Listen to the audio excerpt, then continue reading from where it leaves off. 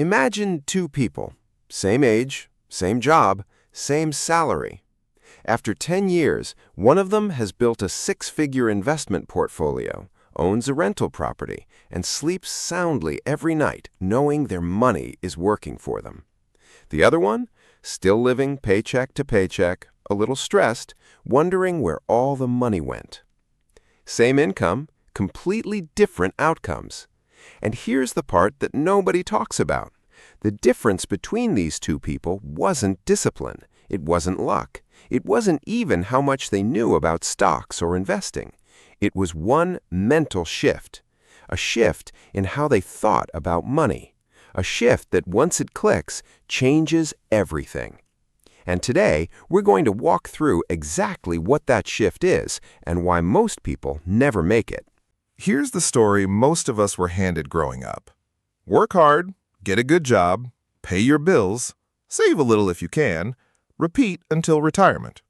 It sounds reasonable, it sounds responsible, and for most people it becomes the invisible script running their financial life without them ever questioning it.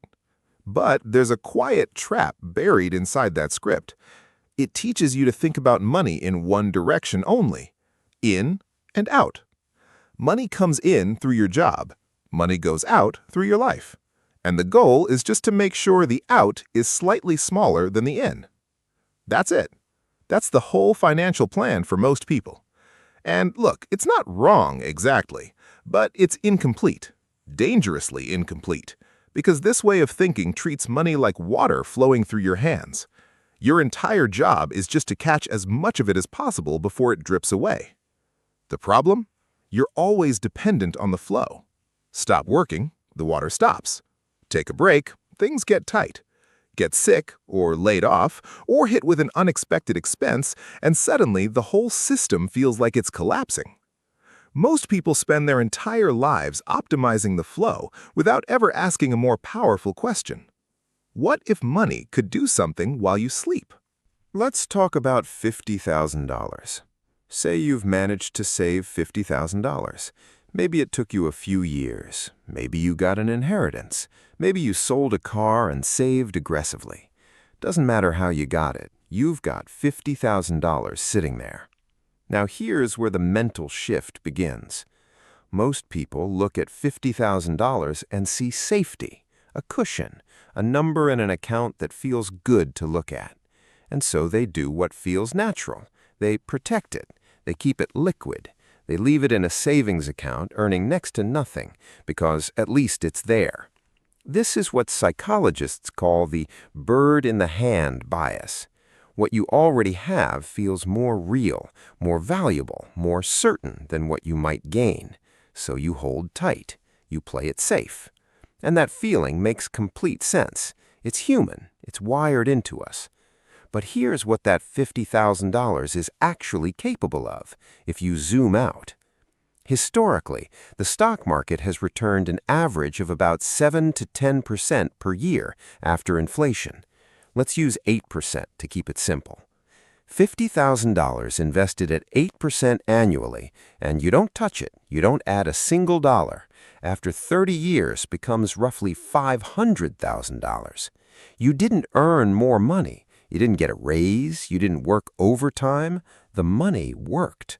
While you were living your life, going to sleep, waking up, making coffee, that $50,000 was quietly multiplying in the background. This is compound interest. And most people know the term, they've heard it, but knowing a word is different from feeling what it means. Let me give you a better way to picture it. Imagine you plant a single apple tree. For years, 4, 5, maybe 6 years, nothing really happens. You see a skinny trunk, a few leaves, no fruit. And most people at this point pull the tree out of the ground and use the space for something else. But the people who wait, in year 7, they get a handful of apples. Year 8, a few more. By year 15, that tree is producing hundreds of apples every single season, more than they can eat, and it keeps going. Your money works exactly the same way. The early years feel like nothing, but you're building the tree.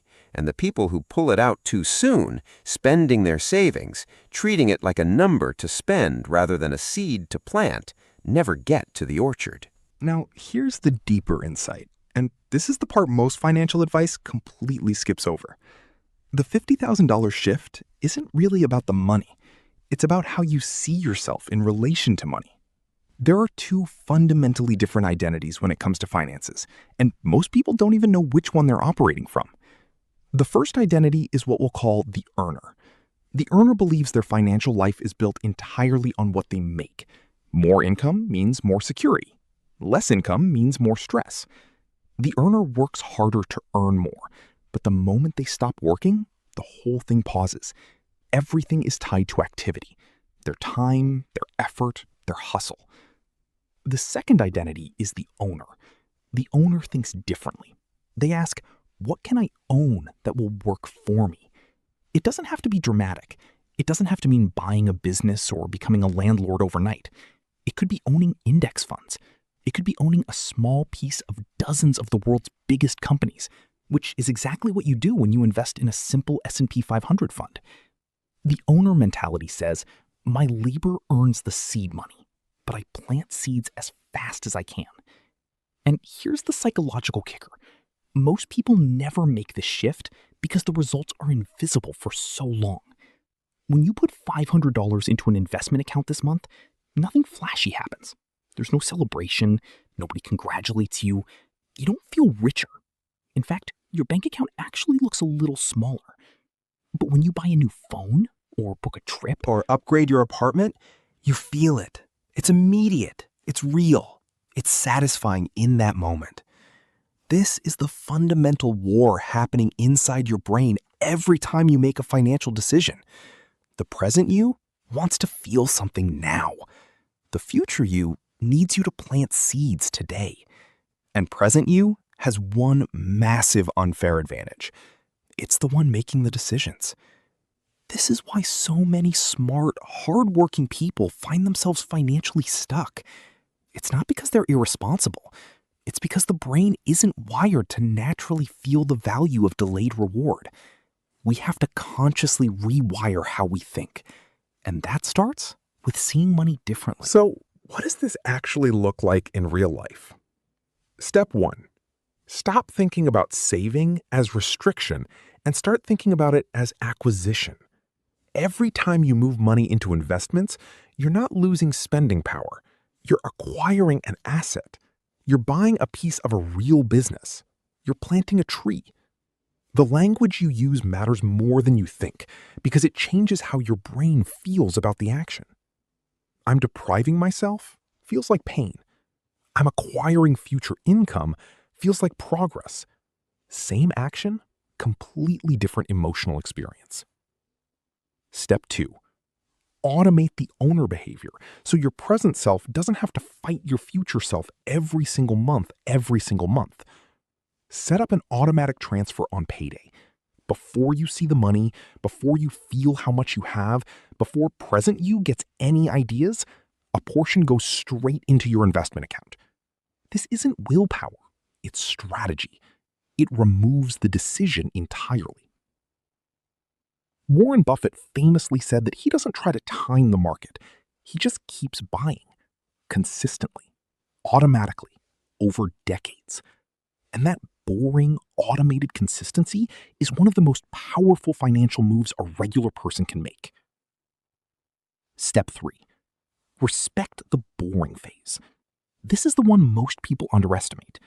The early years of investing feel slow because they are slow. The math of compounding doesn't get exciting until you've got real mass behind it. A 10% return on $1,000 is $100. On $100,000, it's $10,000. On $500,000, it's $50,000 in a single year without working a single extra hour. The people who build real wealth understand that the boring phase isn't failure, it's foundation. They protect their investment habit the way other people protect their Netflix subscription. It's just what you do every month, no questions asked. And step 4, the most underrated move of all.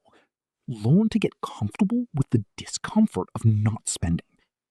every time you feel that pull to upgrade something before you need to, or buy something impulsive because you deserve it, pause for just a second. Ask one question. Is this present me making a choice, or future me making a choice? You don't have to say no to everything. You just need to make sure future you has a seat at the table. Here's what I want you to take away from all of this. The $50,000 shift isn't a number. It's a mindset. It's the moment you stop seeing money as something that flows through your life and start seeing it as something that can work inside your life. The moment you stop thinking purely as an earner and start thinking like an owner. The moment you stop fighting your future self and start making decisions for them. The two people at the beginning of this story, same salary, completely different outcomes. The difference came down to this shift. One of them kept thinking about money in the way they were taught. Earn it, spend it, protect what's left. The other one asked a different question. What can this money become if I just leave it alone and let it work? And 10 years later, that question was worth hundreds of thousands of dollars. The best time to make that shift was 10 years ago. The second best time is right now. So here's a thought to sit with. If your money had a job description, what would it say? Because the people quietly building wealth aren't the ones earning the most. They're the ones who gave their money the right job and had the patience to let it do the work.